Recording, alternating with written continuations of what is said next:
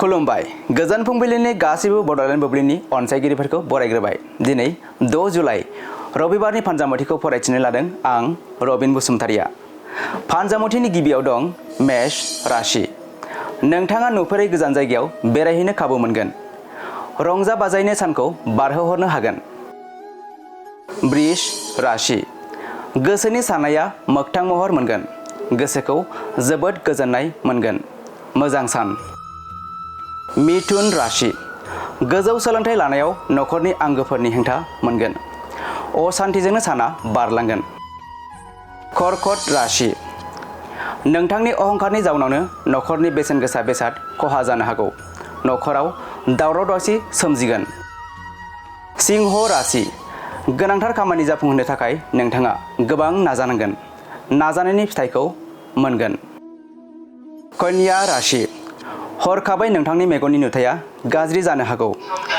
गोजौ थाखोनि फाहामथाय लानांगोन। तुला राशि। गोबावनिफ्रायनो आसा खालामनानै थानाय सिमाङा जाफुंगोन। नखराव रंजाखांनाय फैगोन।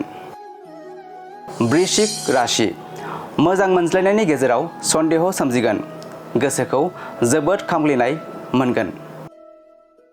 धनु राशि। नोंथाङा समाजनि मोजां हाबा मावनो खाबु मोनगोन। नखर जौगानायाव गाहाय बिफाव लानो हागोन। मकर राशि। गोथार हाबा मावनायनि गोदै फिथाइखौ मोनगोन। समाजाव बयनिबो मान मोनगोन। कुम्भ राशि। लोगोथिनि गेजेराव सुथुर सानलायनाय सोमजिगोन। सोमोन्दो गावस्रालायनो हागौ। गाज्रि सान। आरो मीन राशि। नोंथाङा जेखि हाबा मावा मानो जाफुंनाय नङा। दुखुजोंनो गोसोखौ लोरबां मोनगोन। दिनै सानसेनि राशि फरायथिनायाबो एसेनोसै। आसा खालामो नोंथांनि दिनैनि साना मोजाङै मोजां थांगोन। बेखौ बड'लेण्ड बुब्लि नखरनिफ्राय मिजिंथिबाय। गोजोन्थों।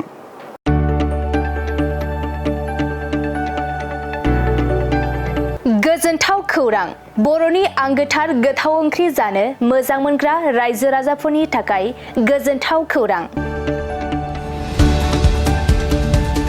बर'नि आंगोथार ओंख्रि जानो मोजां मोनग्रा रायजो राजाफोरा बे गोदानै खुलिनाय लाइजौ हटेलाव हाबफैनो हागोन। जाखांफुहांनाय लाइमोन फालांगिरि गपेश बसुमतारिया अदालगुरिनि टंलायाव बेखेवदों बर'नि आंगोथार ओंख्रि मोनग्रा गंसे हटेल।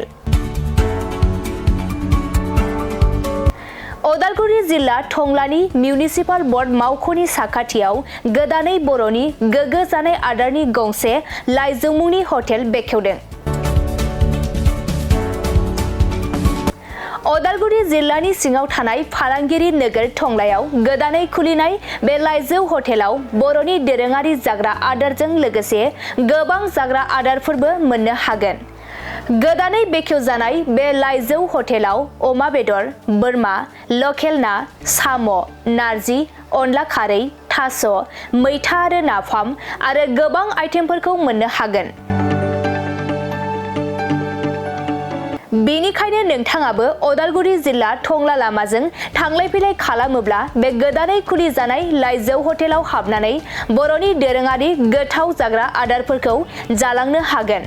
आरो नोंथाङा नैबे 9101758967 जानबुं नम्बरनि गेजेरजों खौरां लाहरनानै आबुङै मिथिना लानो हागोन।